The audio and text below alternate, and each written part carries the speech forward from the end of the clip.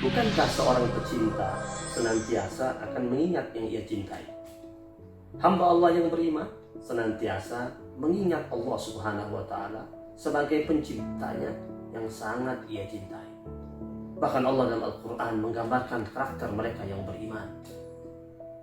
Hai orang-orang yang beriman, Allah katakan, Ya ayyuhalladzina amanu zkurullaha dzikran katsira wasabbihuhu bukratan wa asila.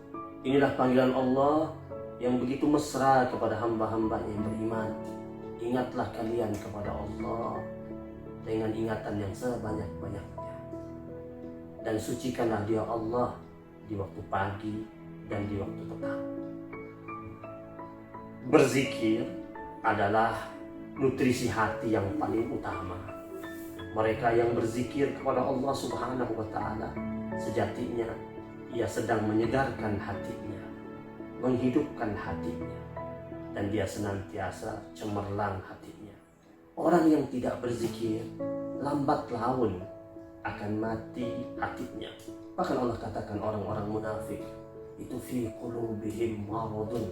Hati mereka ada semacam penyakit yang jika mereka tidak segera mengobatinya bisa menuju pada fase berikutnya, yaitu hatinya bakal mati. Dan Allah ingatkan dalam Al-Quran salah satu karakter hamba Allah yang munafik, wala yazkurunallaha illa qalila. Mereka tidak mengingat Allah kecuali hanya sedikit. Maka ayo, janganlah kita menjadi orang yang sedikit ingatan kita kepada Allah, tetapi kuatkanlah dan banyakkanlah ingatan kita kepada Allah Subhanahu wa Ta'ala. Dan Allah pun berjanji, fazkuruni azkurukum. Ingatlah kalian akan aku Allah, maka aku pasti ingat kalian. Bermakna kita ini sebagaimana ingatan kita kepada Allah. Semakin kuat, semakin banyak, maka Allah pun akan semakin besar perhatiannya akan kita sebagai hamba. Mudah-mudahan bermanfaat. Barakallahu fikum. Wassalamualaikum warahmatullahi wabarakatuh.